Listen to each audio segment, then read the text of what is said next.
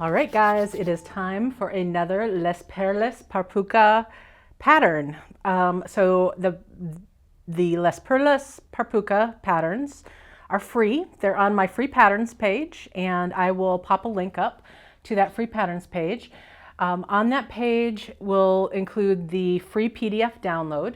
These are not patterns that I personally have created. These were created by people who are promoting the Les Perles par Puca bead assortment. So there's I think like 15, 17 shapes. I'm not really sure. We carry almost all of them. The reason I have to say almost all is because they just released 2 more a couple of weeks ago, and I haven't gotten those in yet. I'm getting all these beads imported from France. They're actually made in the Czech Republic, but they are coming from a French designer, and they come from France. And they have all these wonderful free patterns.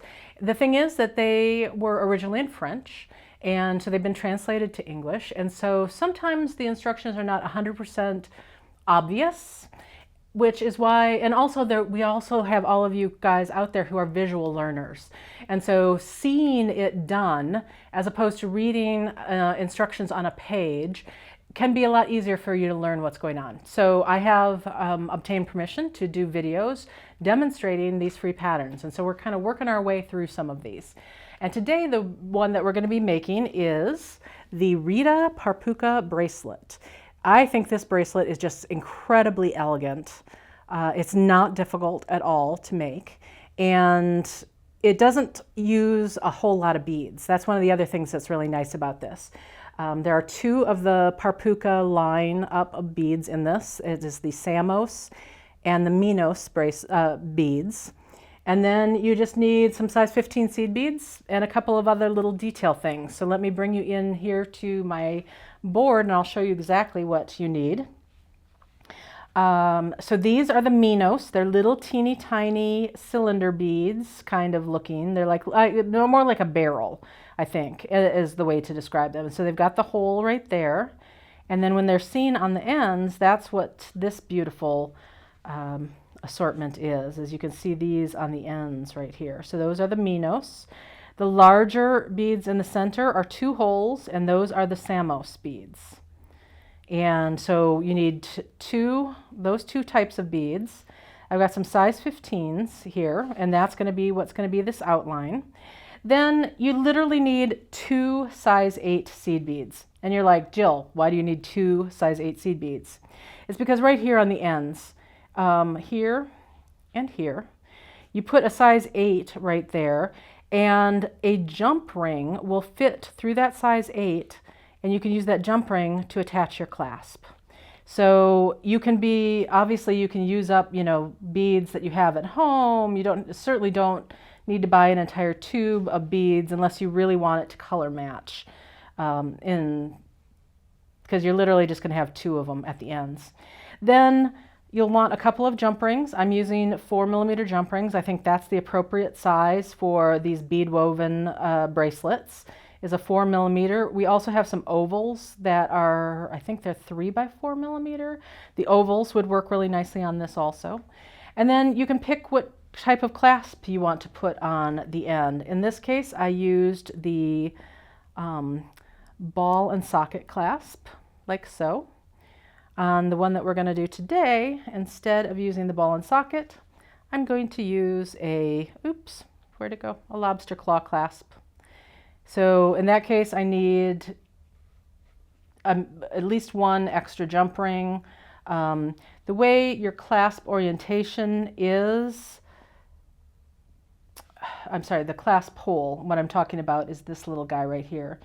You may need an extra jump ring, like I did on this particular one, to get it to lay flat. Since on this particular clasp, the holes are in the same plane as the bracelet, I needed 1 jump ring off of the bracelet, and then I needed a second jump ring so that this clasp part would lay flat in the same alignment as the bracelet. Otherwise, the clasp would have been, if I attached it to that jump ring, you can see that it would have sat on its side.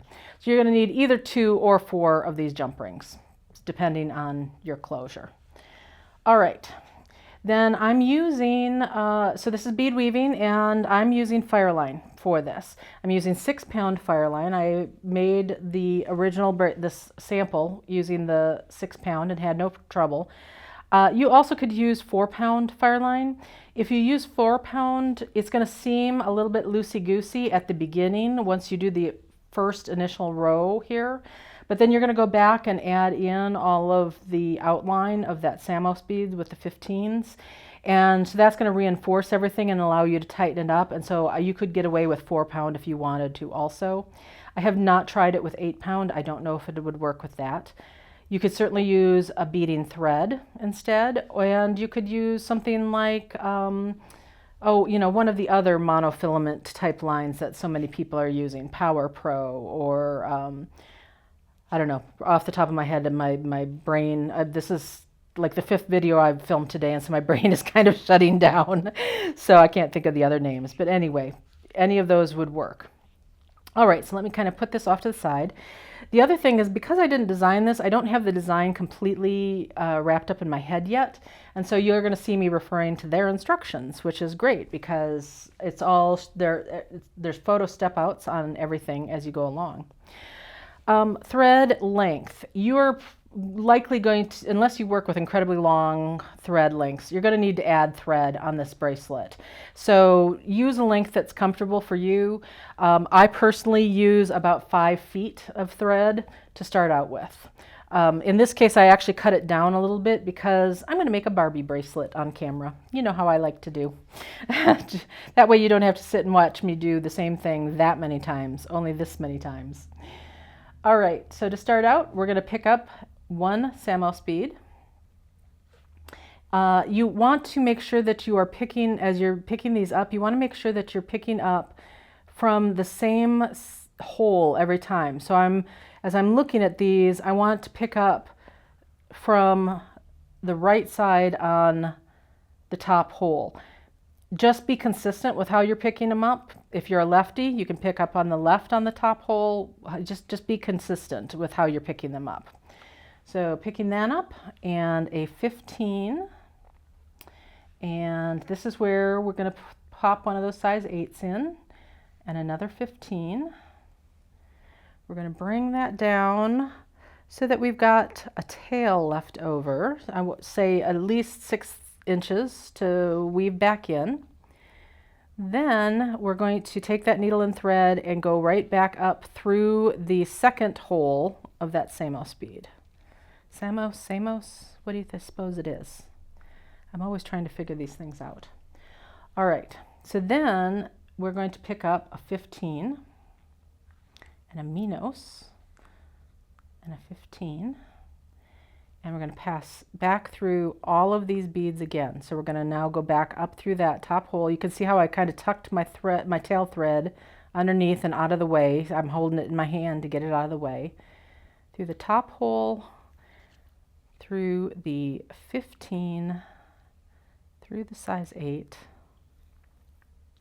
Let me also tell you I'm using a size 11 beading needle, and I was able to complete the entire thing with a size 11, so you don't necessarily need to go down to a size 12 to do this. And now I want to end by passing through that Minos bead. So I went in a complete circle around the whole thing. So there we go.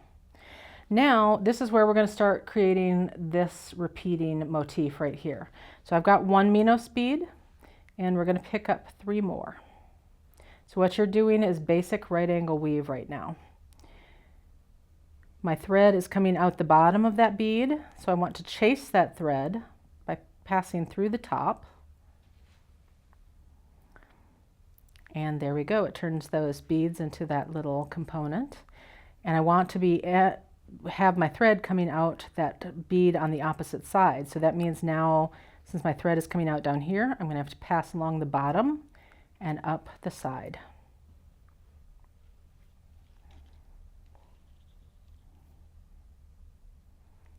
And this is where, like I said, it can feel a little bit loosey-goosey as you're going along. All right, and I realized, so let me also show you on these Samos beads, one side is rounded, the other side is flat. I was showing you on the back side, which is the flat side, so I'm just flipping it over just to help you see exactly what's going on here. So now I want to pick up a 15 and a Samos bead. Remember how I said you want to be consistent with how you pick it up? So I'm going on the right hand side of the top of the bead, another 15,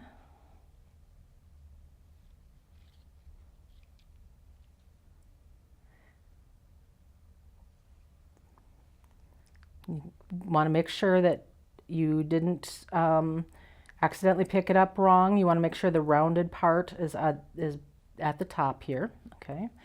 And then we're picking up a Minos and another 15, passing back through the top of that Samos bead.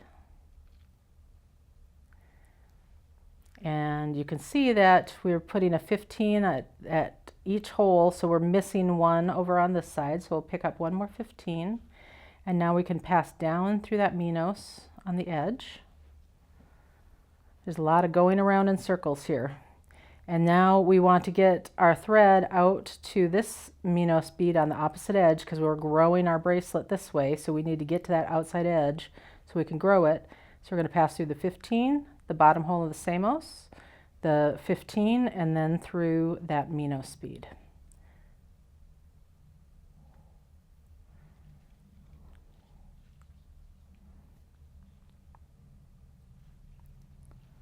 And those are the two sets of beads that you're going to repeat over and over again. Now I wanted to show this to you, and of course the minute I set it down it kind of popped over and it was right. One of these Minos was kind of sitting on its side. There we go, like that. It was sitting kind of like that. Well, now it popped back into place. But if you see one sitting on its side, I wouldn't worry about it too much here. Like I said, it's all kind of loosey-goosey. We're going to be coming back through here and reinforcing, so you'll be able to get that all cinched up a little bit with your tension, okay? So now that we're at the Minos, again, we're going to create that unit of 4. We've already got 1. Let's pick up 3 more.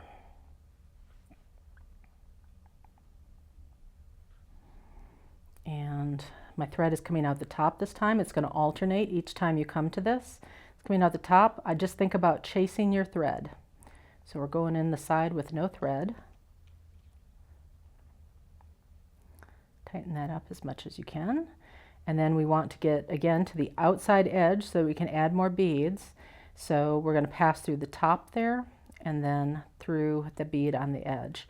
Now I'm going to flip this so that I can get the angle to pop through that bead.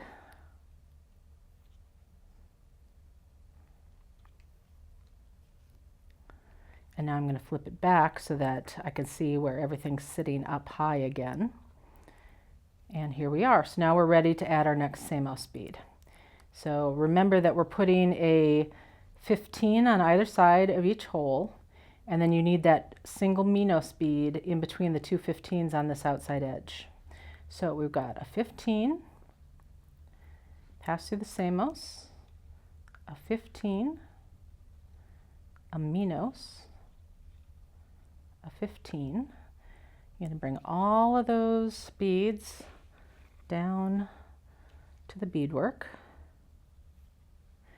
Then you're going to pass through the top hole of that Samos bead. And then you need to add one more 15 in there.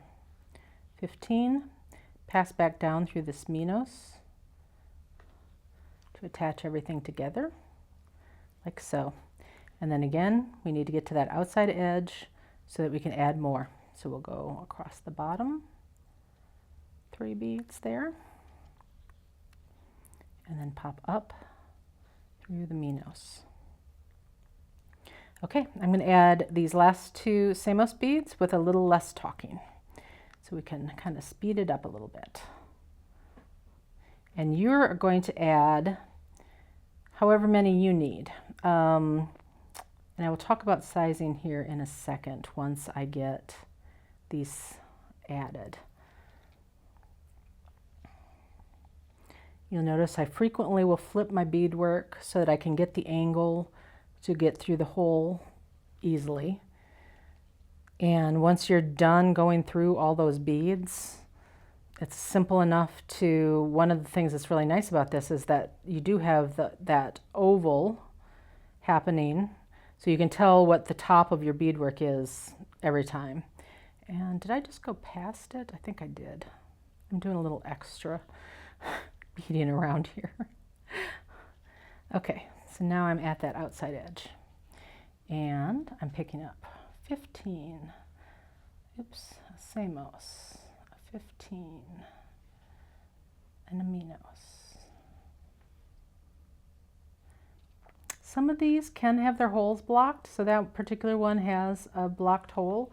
I might be able to, I've got one of my tulip awls, which I love because they have this incredibly fine point tip that you can get into the bead holes. Yes, I was able to unblock it with the tip of my awl. That's why I love the tulip awls much better than most awls that you see. Most of them have a much blunter tip. These guys, you can really get into spaces nicely. All right, and then a 15 for the other side of the Minos. We bring that all down. Pass back through the top of the Samos bead, the oval. One more 15, and back down.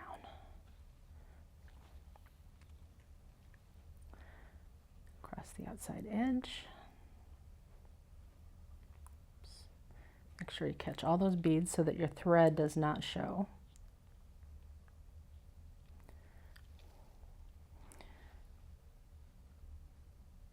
Picking up these three.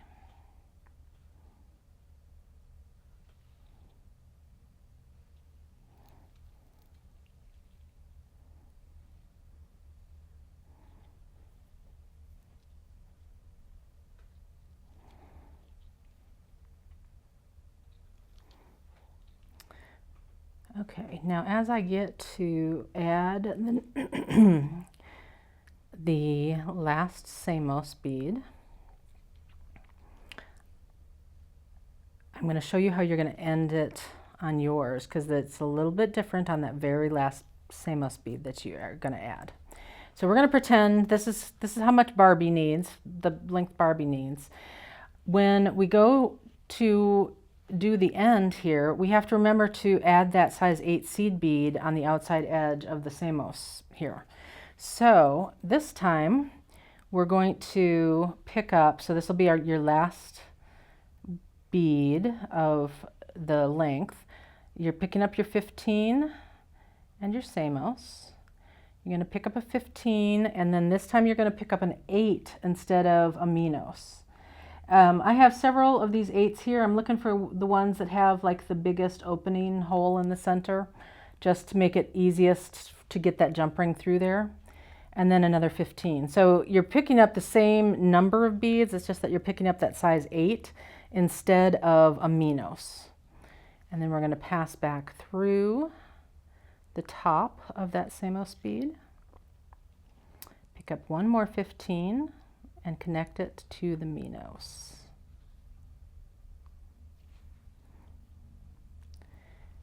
All right, now let's talk about how you're going to figure out your length.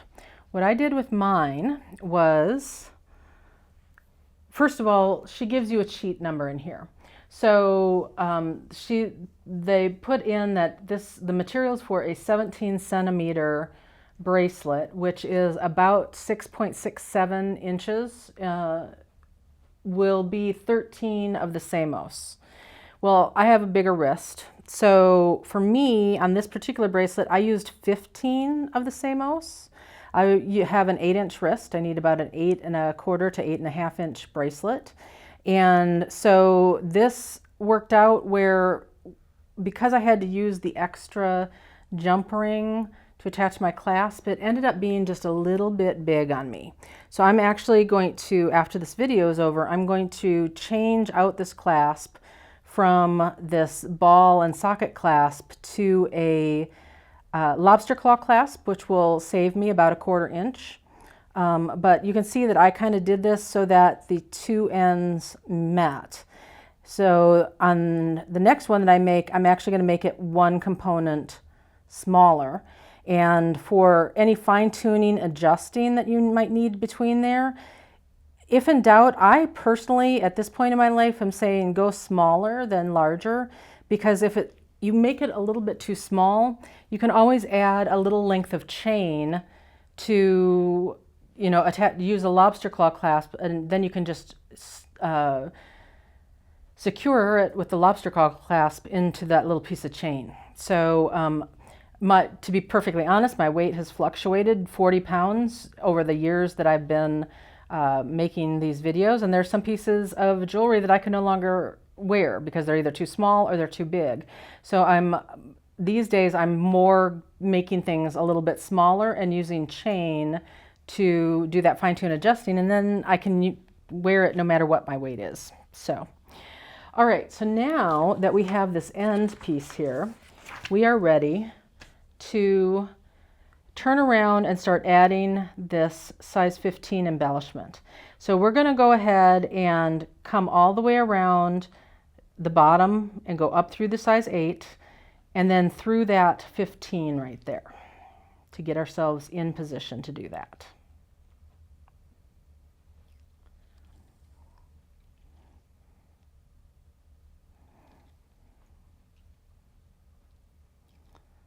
All right. So there we go. So now we're going to pick up 7 15s that are going to span across the top here between this 15 and this 15. So 1, 2, 3, 4, 5, 6, 7. And then you're going to pass back through the 15, through the Minos. There you go. Through the 15 down here.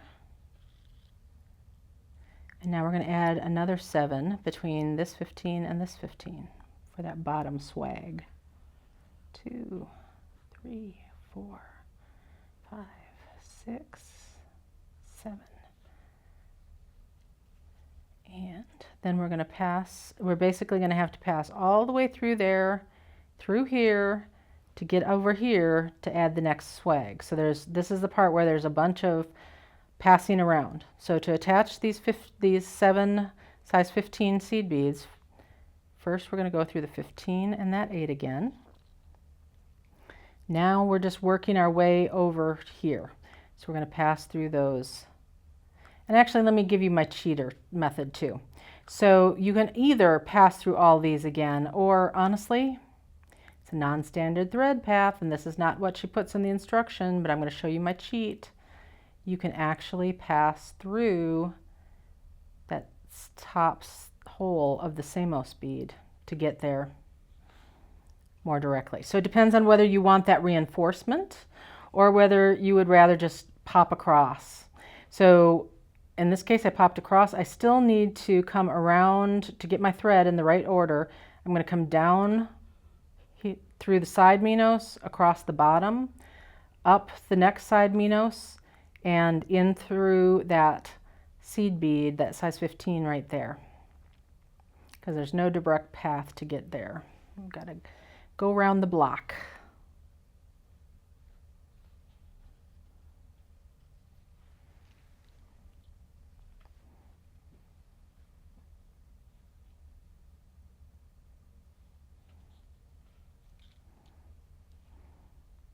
And don't make this mistake, which I did once.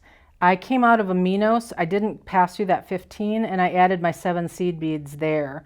And so it was coming out of the wrong place, and so it made everything kind of lean off to the side. So make sure that you're coming out of a 15 before you add 15s. See, I do this and make all the mistakes so that you don't have to.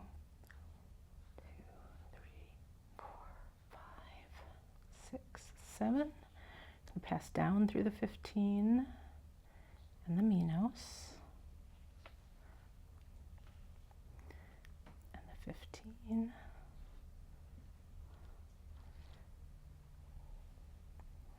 and then pick pick up another 7 of these 15s.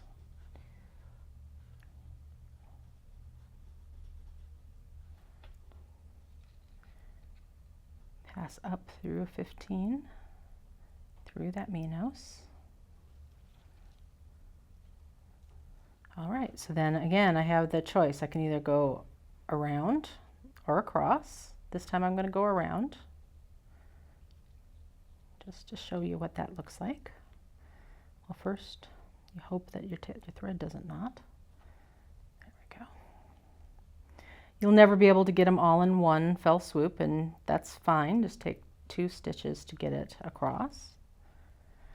All right, so I'm still going to have to do what I did before, which is go down, across, and up, and through the 15 to get to where I need to be. So that part is identical no matter whether you go across the top or take the shortcut. So down, across,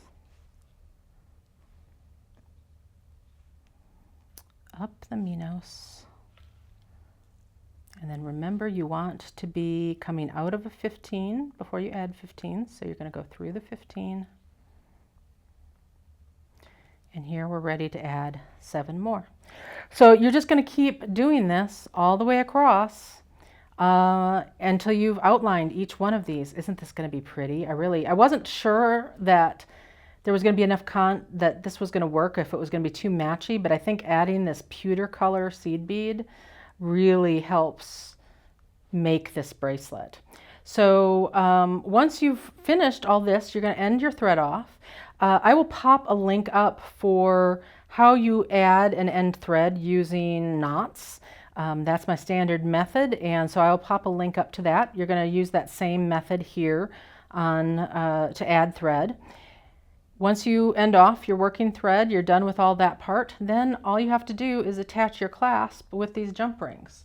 So ideally with jump rings, you're going to have 2 pairs of needle nose or flat nose pliers. In this case, I've got needle nose. I'm looking for where the opening is, and it's right there. I like to hold them from the sides, on either side of the opening. And then I'm going to twist it so that that jump ring is now open, and you can either use your fingers or your pliers to hold on to it, and we're going to just pass that jump ring through that size 8 seed bead. See how nicely that popped in there? And in this case, since I know that I want to use a lobster claw clasp, I can do that also. And then I'm just going to close this jump ring up.